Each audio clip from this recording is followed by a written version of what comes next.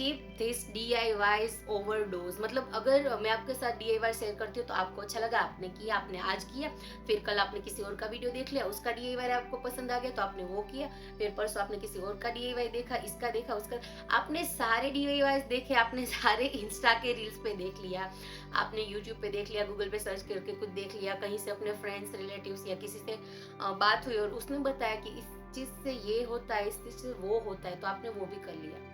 तो मतलब आप सोचो, आप एक ही चेहरा है आपके पास, उस पे कितने DIYs करोगे।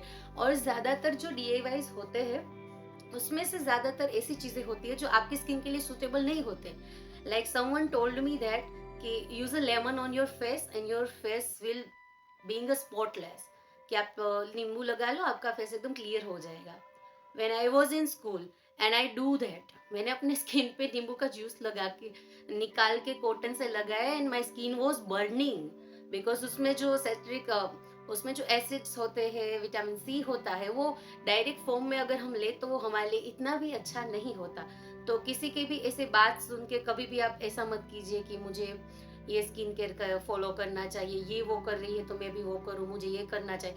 आप पहले देखिए आपकी स्किन कैसी है, उसका स्ट्रक्चर कैसा है, और जो प्रोडक्ट्स या फिर कोई DIY आप यूज कर रहे हैं तो आपकी स्किन के लिए वो कैसा है। जैसे कि सब hyaluronic acid hyaluronic acid, salicylic acid, retinol, retinoid, काफी सारी चीजें यूज करते हैं, इवन केमिकली एक्सफोलिएट करते हैं, लेकिन क्या वो उनके लिए ठीक हो सकती है, आपके लिए वो सेम चीज ठीक होगी? नहीं ना। So before doing applying anything on your face, always a patch test. एक बार मैं कॉलेज में थी मेरी मासी की शादी थी और किसी ने मुझे बोला कि आपके पिंपल है उसके लिए एक रेमेडी बताऊंगी। तो मैंने नेट पे सर्च किया तो वहाँ पे लिखा था गार्लिक क्लॉव्स जो होते हैं उसको आप ऐसे क्रश कर लीजिए उसका जूस, या फिर direct garlic apply on your pimples. और शायद मैंने किसी मैगजीन में पढ़ लिया था और मैंने वो कर लिया एंड पूरी मेरी मासी की शादी में मेरा फेस वॉश मतलब ऐसा दिख रहा था। वो क्यों दिख रहा था? बिकॉज गार्लिक जो आप यहाँ पे लगाते हो ना, it's just spread out, popping and spread out. तो ये जो इतना सा था ना, वो बढ़ के रिंग वार्म जैसा इतना हो गया था। और उस दिन मुझे पता चला कि मैं कभी भी अपने चेहरे पे ऐसी कोई चीज अप्लाई नहीं करूंगी। लेकिन फिर भी मैंने before some month I try to save my face by the face razors. और मेरी मम्मी तो उसी को सारा दोष देना चाहती है कि तेरे चेहरे पे पिंपल आए हैं जस्ट बिकॉज ऑफ इट। तो वही कह तो the main thing is don't rush on DIY।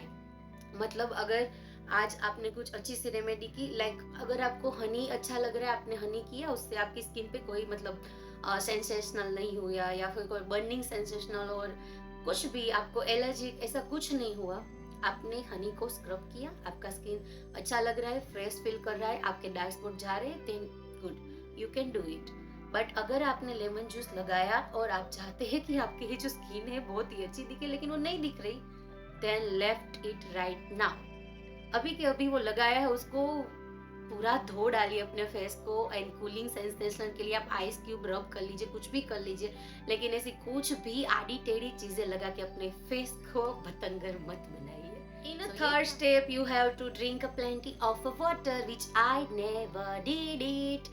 तो मेरी मम्मी मुझे हमेशा कहती है, if you want to lose weight, drink water. If you want to look fresh, drink water. If you want a glowing skin, then drink water. If you want to reverse aging, drink water. I think water is everything, but we always हम इसको इतना neglect क्यों करते हैं? So the fourth natural way to remove pimple is adjust your sleeping schedule. I mean, whenever you are lack of sleep, feeling sleepy all the day, feeling tired, और आपको लगता है कि मैं बस 5 घंटे की नींद भी मेरे लिए ठीक है, तो आप बिल्कुल ठीक नहीं है। मतलब आपको अपनी पूरी 8 घंटे की नींद जो है वो लेनी है, लेकिन I can understand we can not take it. मतलब हमें इतना सारा काम होता है, लाइफ रिस्पॉन्सिबिलिटी, ये वो, जॉब, वर्क, ट्रैवलिंग, इन सारी चीज़ों में हम इतना फंस जाते हैं, हम इतना उसमें डीपली हम घुस जाते हैं कि हमें ये याद ही नहीं रहता कि हमारी बॉडी पे, हमारी माइंड पे इन सारी चीज़ों का क्या असर होता है। So I was the person who suffering from insomnia before 3 to 4 years, और ये लॉन्ग टर्म रहा था कि मैं पूरे दिन तो मैं जागती थी, मैं पूरी रात जागती थी, मुझे नींद ही नहीं आती थी। मतलब कभी ऐसा होता था कि रात में मुझे आधे घंटे या 1 घंटे नींद आ गई, इसके अलावा मैं कभी सोती ही नहीं थी। मुझे ऐसा एक फेज था लाइफ का, लेकिन अब वो चला चुका है। और अब तो मैं इतनी टायर्ड हो जाती हूँ, मुझे ऐसा लगता है कि मैं ऐसे खड़े खड़े सो जाऊँ, लेकिन फिर भी मुझे दिन में कभी नींद नहीं आती। मतलब हाँ, जॉब पे, वर्क पे, घर से बाहर निकल के ऐसा लगता है मुझे और सोना है, मुझे और सोना है। बट जैसे ही घर पे आते, बेड आता है हमारे पास, हमारे हाथ में मोबाइल आता है, और हमारी नींद जो है, चुरा के नींद मेरा की तरह, चुरा के नींद मेरी, मेरा मोबाइल चला, ला ला ला ला, ऐसा हो जाता है। और क्योंकि मैं पूरी रात जागती थी और कभी सोती नहीं थी, my mom give me a cute nickname which is owl, and she also gifted me this owl. और उनको लगता है कि मैं एक आउल हूँ, मैं एक पांडा हूँ जिसके डार्क सर्कल है और वो सोती नहीं है, और वो बिल्कुल सही बात है। तो आप जैसे ही अपनी नींद पूरी करोगे, इससे काफ़ी सारे फ़ायदे होते हैं। आपकी स्किन ग्लोइंग होती है, आपके पिंपल भी रिड्यूस होते हैं, आपका स्ट्रेस लेवल भी लो होता है, और अगर आप मेरी तरह वेट लॉस करना चाहते हैं तो वो भी हो जाता है।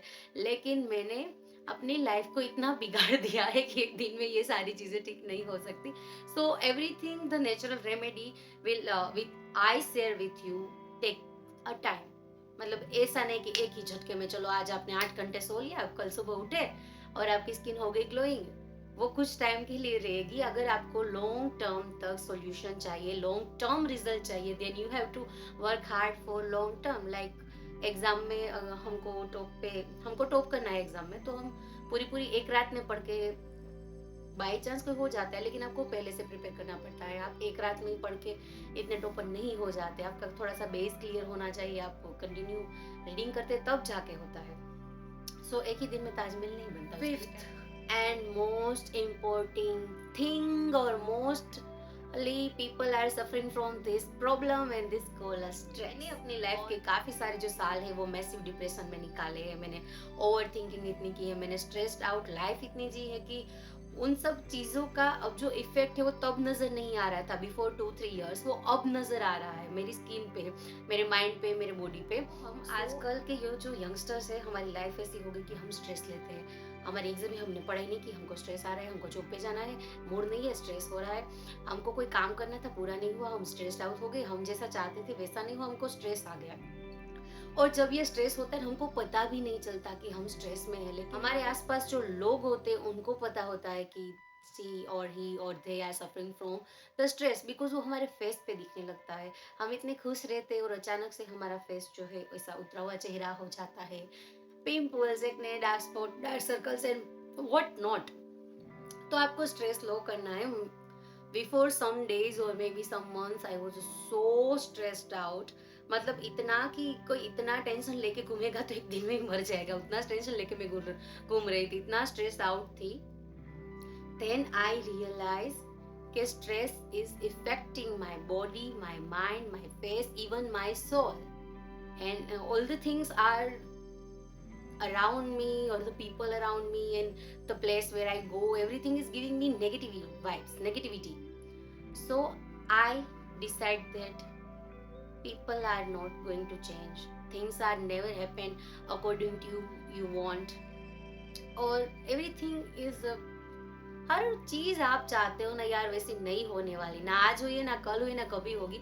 और हमको ज्यादा से ज्यादा स्ट्रेस उसी बात पे ही आता है कि ये चीज ऐसी क्यों नहीं हुई। तो हम क्या करेंगे, जो जैसा है हो रहा है होने दो। हम अपने आप पे ध्यान देंगे, हम हमारी इम्प्रूवमेंट पे ध्यान देंगे। I do some meditation sessions and I clear my mind, but almost मैं कहूँगी मैंने अभी 5-10% ही क्लियर किया होगा। मतलब कभी कभी मुझे भी ऐसी नेगेटिव वाइब्स आ जाती है। पहले मैं इतनी नेगेटिव बिल्कुल नहीं थी, लेकिन इन 2-3 सालों में इतनी नेगेटिव हो गई, मतलब कोई सोच भी नहीं। स्ट्रेस रिड्यूस के लिए क्या कर सकते हैं आप, आपके फेवरेट म्यूजिक सुन सकते हैं, अगर आपको डांस पसंद है, थोड़ा सा झूमना घूमना तो आप वो कर सकते हैं।